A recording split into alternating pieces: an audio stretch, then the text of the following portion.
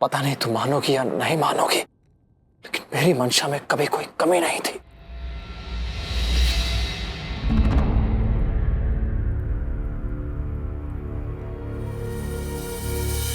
राधामणि, मैं बैठ के तुम्हें बताना चाहता था, समझाना चाहता था, लेकिन ऐसा नहीं कर पाया। यही मेरी सबसे बड़ी गलती थी।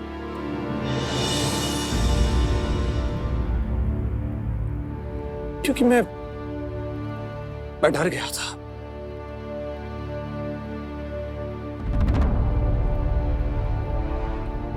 और खास करके तब जब वैद्य जी ने कहा कि किसी भी प्रकार का मानसिक तनाव तुम्हारे लिए, तुम्हें उससे दूर रखे, नहीं तो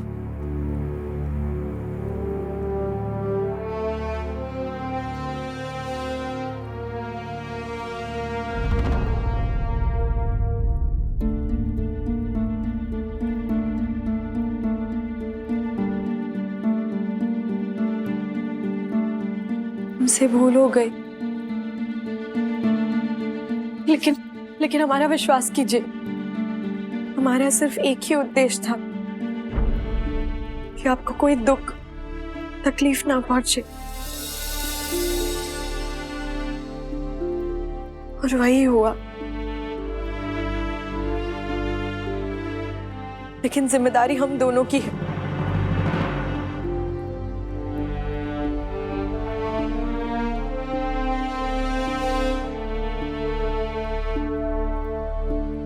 आप कुछ कहती क्यों नहीं? कुछ तो कहिए।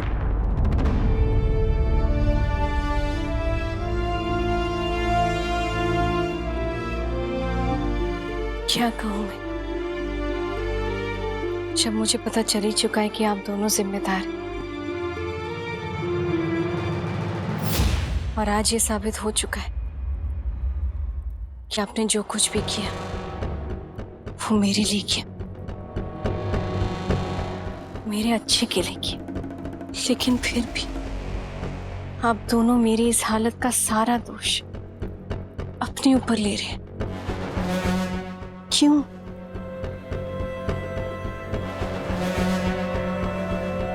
अक्षय जी मेरे पति, और आप मेरी सखी, मेरी सबसे अच्छी सखी, मेरी छोटी बहन जैसी, जिस पे मैं पूरा विश्वास करती हूँ। आप दोनों तो मेरी शक्ति हैं, फिर आप मेरी तकलीफ का कारण कैसे हो सकते हैं? जानते हैं, जब मुझे होश आया ना, तो मैंने पहले यही सोचा कि आप दोनों कहेंगे कि आप दोनों ने मेरा ख्याल नहीं रखा, इसलिए मेरी तबीयत बिगड़ गई। लेकिन ऐसा नहीं है, बल्कि आप दोनों की वजह से मैं खुश रहती हूँ, हंस लेती हूँ।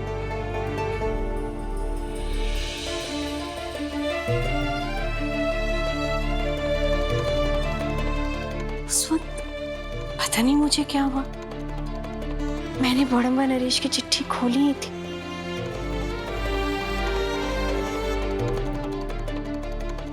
पढ़ना शुरू कर ही रही थी कि सब कुछ अंधेरा छा गया मेरी आंखों के सामने।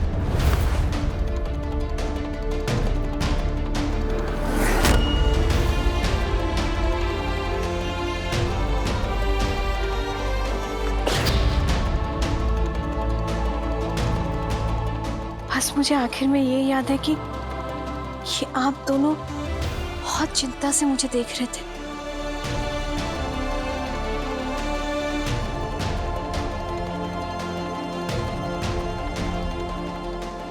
इसका मतलब राधा दीदी ने तो चिट्ठी पढ़ी ही नहीं। राधामणि को नहीं पता है मेरे और राजकुमारी कल्याणी के विवाह के बारे में।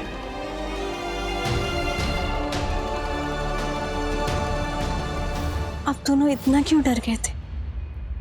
मैं ठीक तो हूं। और जब तक आप दोनों हैं मेरे पास मेरी रक्षा के लिए, तो कोई भी दुख, कोई भी तकलीफ छू तक नहीं सकती।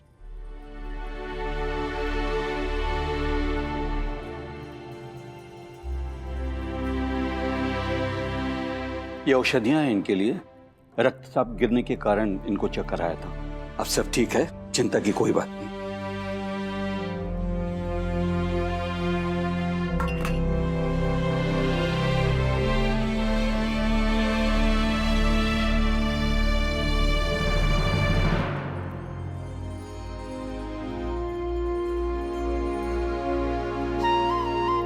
सब ठीक है, सब ठीक है।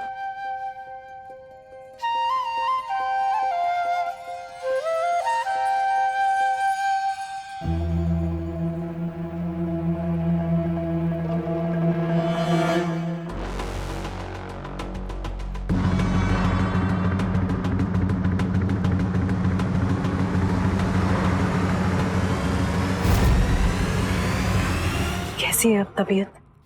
बिल्कुल ठीक। लेकिन हम सबको डरा दिया ना।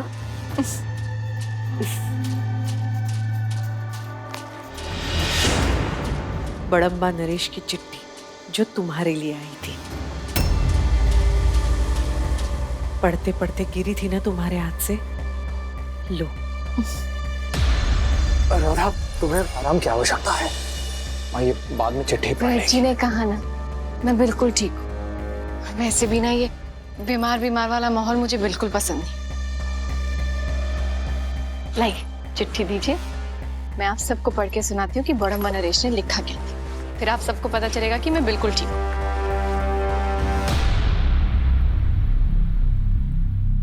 रोड़ंग कुलवधू राधामणि देवी को बड़म्बा नरेश का आशीर्वाद प्राप्त हो। मेरी पुत्री तुम्हारे संरक्षण में रह रही है। मैंने तुम्हें अपनी बेटी माना है।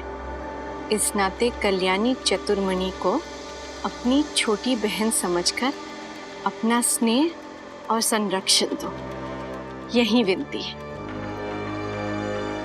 जब बेटी अपना घर छोड़कर जाती है तो पिता को यही चिंता रहती है कि वो वहां कैसे रहेगी।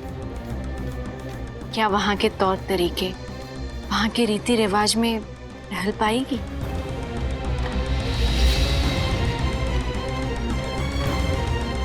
मगर मुझे विश्वास है कि कल्याणी की बड़ी बहन होने के नाते तुम उसका हाथ थामोगी।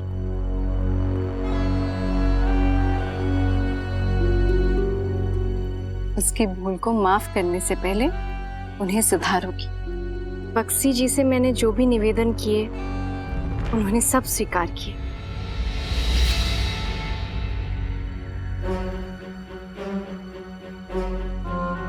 लेकिन तुम कुलवधू के रूप में कल्याणी को अपनी छाया में फलने फूलने दोगी।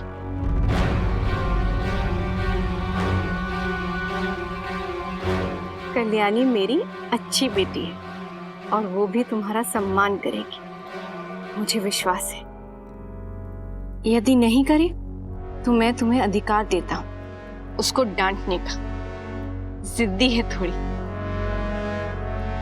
लेकिन मन की भली है।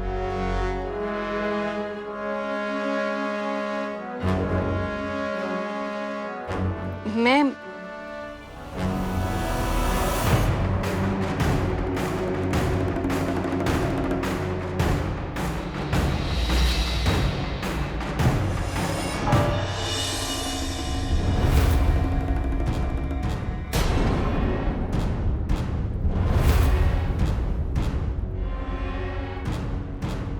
मैंने कभी कल्पना भी नहीं की थी कि मुझे ऐसी परिस्थितियों में कल्याणी का विवाह करना पड़ेगा।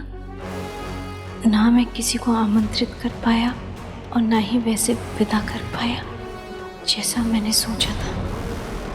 यही एक अधूरी इच्छा रह गई है जो अगर मैं पूरी नहीं कर पाया तो मेरी बड़ी बेटी के रूप में तुम करोगी मेरे लिए।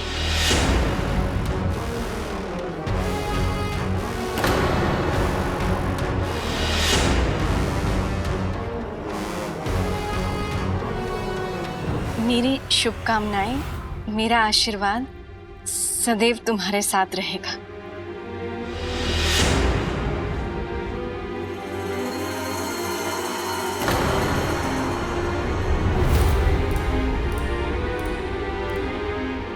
और उस पत्र में साफ साफ लिखा है कि आप दोनों का विवाह हो चुका है। लेकिन इस चिट्ठी में तो विवाह की कोई बात ही नहीं की है। इतना ही लिखा बाबा ने, और कुछ नहीं कहा?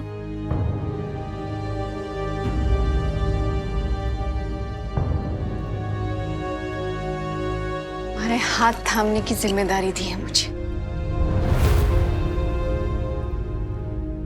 और तुम्हें डांटने का अधिकार।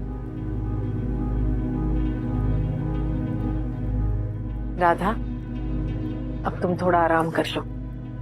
मुझे भी बड़म्बा नरेश के लिए सेनापति कालिंदी के हाथों कुछ उपहार भेजने। तुम मेरे साथ चलो, आराम करो। चलो।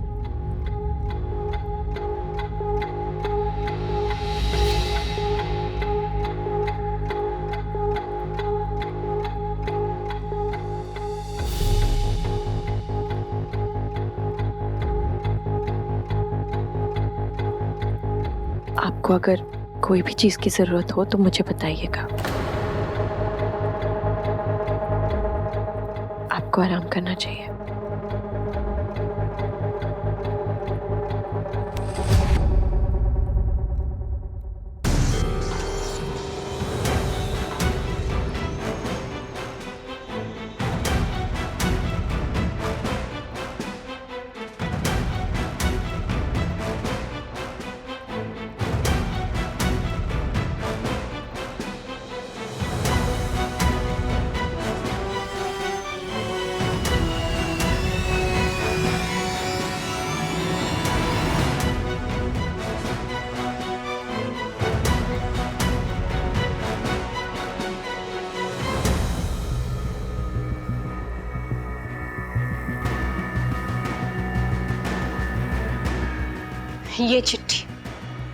ये चिट्ठी जो मैंने अभी अभी पढ़ी, ये एक ऐसे पिता की नहीं है जो अपनी बेटी को शरण देने के लिए मेरा आभार व्यक्त कर रहे हैं।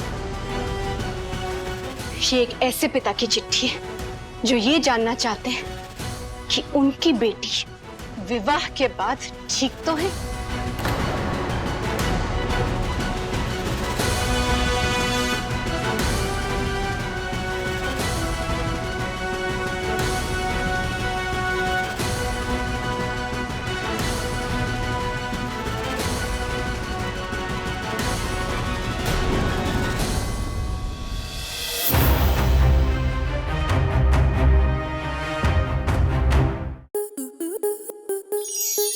स्टार प्लस के ऐसे ही और बेहतरीन लम्हे देखने के लिए सब्सक्राइब करें हमारे YouTube चैनल को।